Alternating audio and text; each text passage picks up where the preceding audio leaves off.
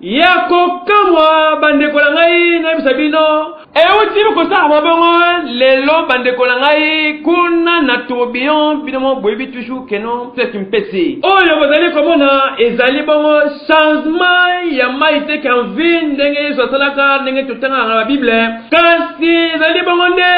mai ya régie des eaux ndenge ezali komo lokola makila bande kolangai sabino na ndenge impact pédologie ba mama oyo na bisabino bande kolangai balmwe na tongo boye ba fongola robinet batela boye mai oli mapembe mai ezali ma couleur ya makila bande konanga ni ko mona boye mai est changé couleur et comme ko ma couleur ya makila en tout cas makama boye eza normal te parce que soki ezalaki na butu mais le batu ba meli mai bangoli yango ok tu bitie soki ezali au juste nini bino batata régie des eaux to belele bino en tout cas soki pozo sa bantkete na bino ya batiyo na bino ko tsaba kisi boye bakake non population ezalanga ndinga bon lancer appel bien avant pour que bandeko ba fungula ba pompe ba kuti na bakaya boyete ndeti boye bandeko parfois na posa comme la mai ba fungula mai boye batela pompe boye makila o changement nini yango ya nini ya nini biso na magazine Kelboul total la pete au similé to beli bino batata régie des eaux bon sala ka un peu musala malamu parce que boye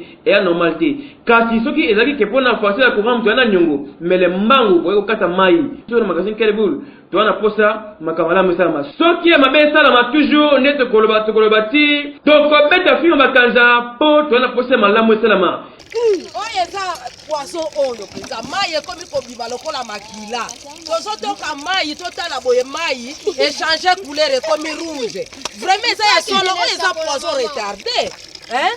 eza kitoko te ndenge totokaka mai na butu tomela boye moto akoki kokufa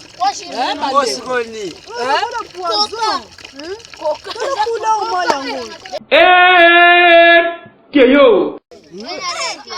mai ebima lokola koka